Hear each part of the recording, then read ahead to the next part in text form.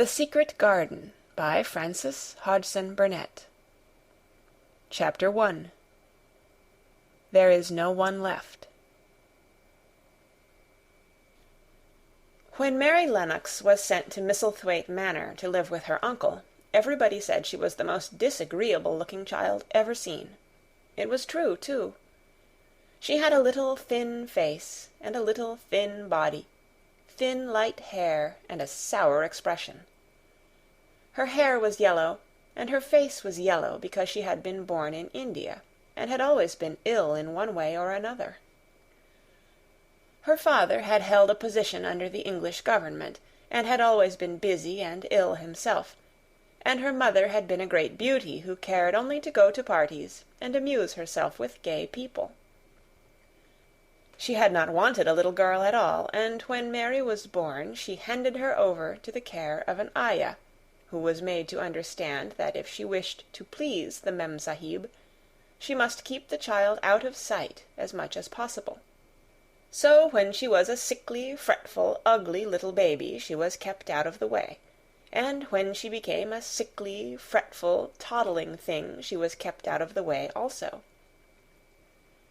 She never remembered seeing familiarly anything but the dark faces of her ayah and the other native servants, and as they always obeyed her and gave her her own way in everything, because the Mem-Sahib would be angry if she was disturbed by her crying, by the time she was 6 years old she was as tyrannical and selfish a little pig as ever lived.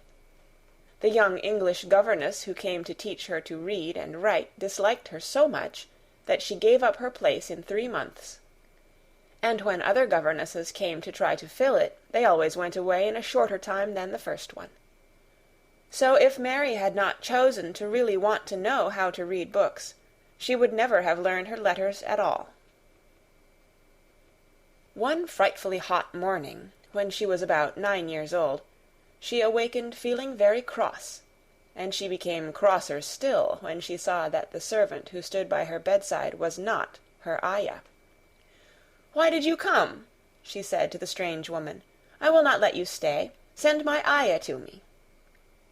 The woman looked frightened, but she only stammered that the ayah could not come, and when Mary threw herself into a passion and beat and kicked her, she looked only more frightened, and repeated that it was not possible for the ayah to come to Missy Sahib. There was something mysterious in the air that morning. Nothing was done in its regular order, and several of the native servants seemed missing, while those whom Mary saw slunk or hurried about with ashy and scared faces. But no one would tell her anything, and her ayah did not come. She was actually left alone as the morning went on, and at last she wandered out into the garden and began to play by herself under a tree near the veranda. She pretended that she was making a flower-bed, and she stuck big scarlet hibiscus blossoms into little heaps of earth, all the time growing more and more angry, and muttering to herself the things she would say, and the names she would call Saidi when she returned. "Pig! Pig! Daughter of pigs!" she said, because to call a native a pig is the worst insult of all. She was grinding her teeth and saying this over and over again when she heard her mother come out on the veranda with someone. She was with a fair young man, and they stood talking together in low, strange voices. Mary knew the fair young man who looked like a boy. She had heard that he was a very young officer who had just come from England. The child stared at him, but she stared most at her mother. She always did this when she had a chance to see her, because the Mem-Sahib, Mary used to call her that, oftener than anything else, was such a tall, slim, pretty person, and wore such lovely clothes. Her hair was like curly silk, and she had a delicate little nose which seemed to be disdaining things, and she had large, laughing eyes. All her clothes were thin and floating, and Mary said they were full of lace. They looked fuller of lace than ever this morning, but her eyes were not laughing at all. They were large and scared, and lifted imploringly to the fair boy officer's face. "Is it so very bad? Oh, is it?" Mary heard her say. "Awfully," the young man answered in a trembling voice. "Awfully, Mrs. Lennox. You ought to have gone to the hills 2 weeks ago." The Mem-Sahib wrung her hands. "Oh, I know I ought," she cried. "I only stayed to go to that silly dinner party. What a fool I was!" At that very moment such a loud sound of wailing broke out from the servants' quarters that she clutched the young man's arm, and Mary stood shivering from head to foot. The wailing grew wilder and wilder. "What is it? What is it?" Mrs. Lennox gasped. "Someone has died," answered the boy officer. "You did not say it had broken out among your servants." "I did not know," the Mem-Sahib cried. "Come with me, come with me." And she turned and ran into the house. After that, appalling things happened, and the mysteriousness of the morning was explained to Mary. The cholera had broken out in its most fatal form, and people were dying like flies. The ayah had been taken ill in the night, and it was because she had just died that the servants had wailed in the huts. Before the next day 3 other servants were dead, and others had run away in terror. There was panic on every side, and dying people in all the bungalows. During the confusion and bewilderment of the second day, Mary hid herself in the nursery, and was forgotten by everyone. Nobody thought of her, nobody wanted her, and strange things happened of which she knew nothing. Mary alternately cried and slept through the hours. She only knew that people were ill, and that she heard mysterious and frightening sounds. Once she crept into the dining-room and found it empty, though a partly finished meal was on the table, and chairs and plates looked as if they had been hastily pushed back when the diners rose suddenly for some reason. The child ate some fruit and biscuits, and being thirsty she drank a glass of wine which stood nearly filled. It was sweet, and she did not know how strong it was. Very soon it made her intensely drowsy, and she went back to her nursery and shut herself in again, frightened by cries she heard in the huts and by the hurrying sound of feet. The wine made her so sleepy that she could scarcely keep her eyes open, and she lay down on her bed and knew nothing more for a long time.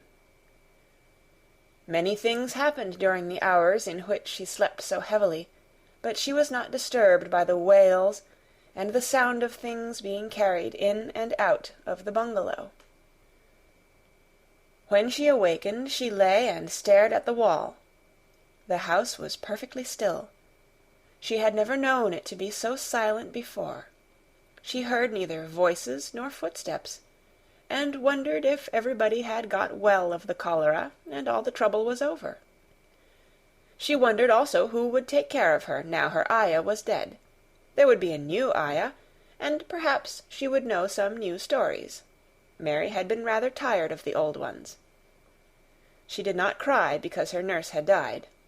She was not an affectionate child, and had never cared much for anyone. The noise and hurrying about and wailing over the cholera had frightened her, and she had been angry because no one seemed to remember that she was alive. Everyone was too panic-stricken to think of a little girl no one was fond of. When people had the cholera, it seemed that they remembered nothing but themselves. But if everyone had got well again, surely someone would remember and come to look for her. But no one came, and as she lay waiting, the house seemed to grow more and more silent.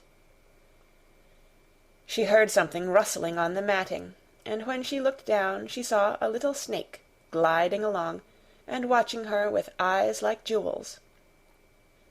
She was not frightened, because he was a harmless little thing who would not hurt her, and he seemed in a hurry to get out of the room. He slipped under the door as she watched him. "How queer and quiet it is," she said. "It sounds as if there were no one in the bungalow but me and the snake." Almost the next minute she heard footsteps in the compound, and then on the veranda. They were men's footsteps, and the men entered the bungalow and talked in low voices. No one went to meet or speak to them, and they seemed to open doors and look into rooms. "What desolation!" she heard one voice say. "That pretty, pretty woman! I suppose the child, too. I heard there was a child, though no one ever saw her." Mary was standing in the middle of the nursery when they opened the door, a few minutes later. She looked an ugly, cross little thing, and was frowning because she was beginning to be hungry and feel disgracefully neglected. The first man who came in was a large officer she had once seen talking to her father. He looked tired and troubled, but when he saw her he was so startled that he almost jumped back. "Barney!" he cried out. "There is a child here! A child alone in a place like this! Mercy on us, who is she?" "I am Mary Lennox," the little girl said, drawing herself up stiffly. She thought the man was very rude to call her father's bungalow a place like this. "I fell asleep when everyone had the cholera, and I have only just wakened up. Why does nobody come?"